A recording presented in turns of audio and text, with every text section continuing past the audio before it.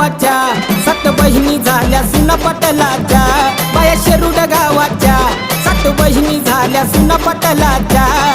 शिरूड गावाच्या 7 बहिणी झाल्या सुना पटलाच्या बाया शिरूड गावाच्या 7 बहिणी झाल्या सुना पटलाच्या